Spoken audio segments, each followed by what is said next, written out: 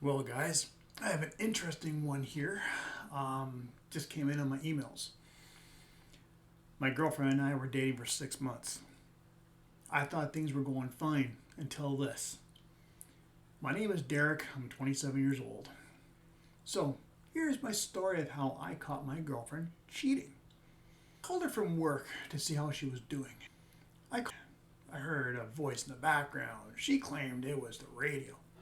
Well, yeah, well, you know what? Sometimes, listening to the radio can do a lot, can really contradict things, right? She asked how my day was. I told her it was slow but steady. So, as we were talking on the phone, the microphone got ruffled and she started snickering. I asked her if everything was okay. She claimed it was all good, but she said she had to go as she had things to do. I thought to myself, that is odd. What was she doing? So 2 p.m. hit. I'm supposed to be off at 3:30, but my boss allowed me to leave early. So I decided to pay a visit to my girlfriend. I have the key, so I can easily surprise her.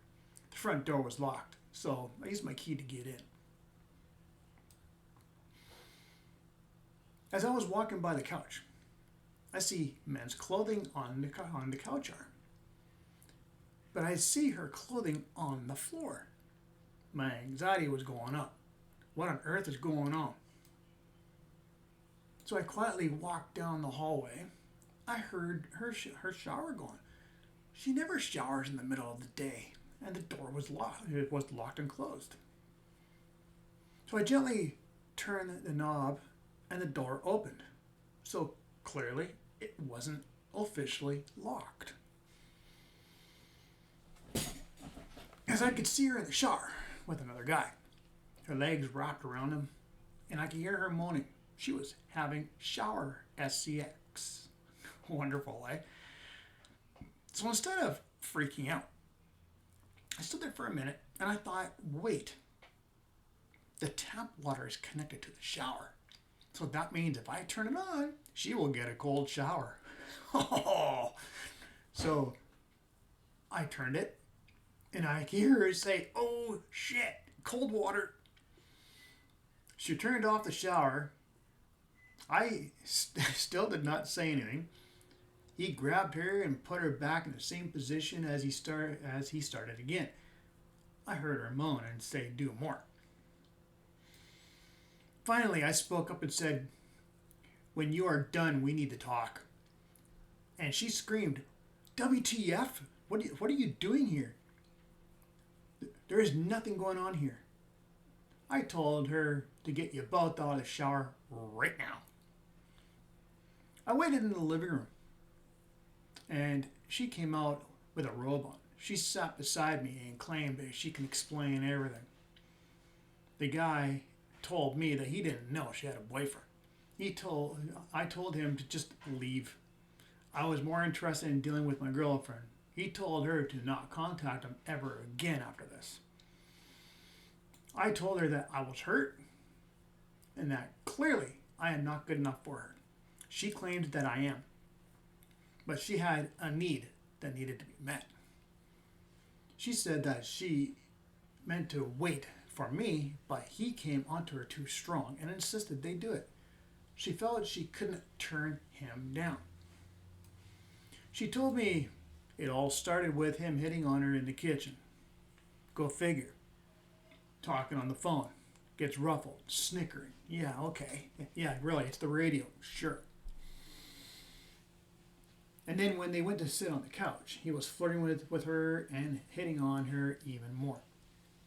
She didn't know how to not hurt him, as he just got out of a rough relationship. I don't give a rat's ass if it's a rough relationship or not, man. You still cannot be allowing him to do it. So she allowed him to continue. She told me all the details that she allowed him to do to her. It was very explicit. Then,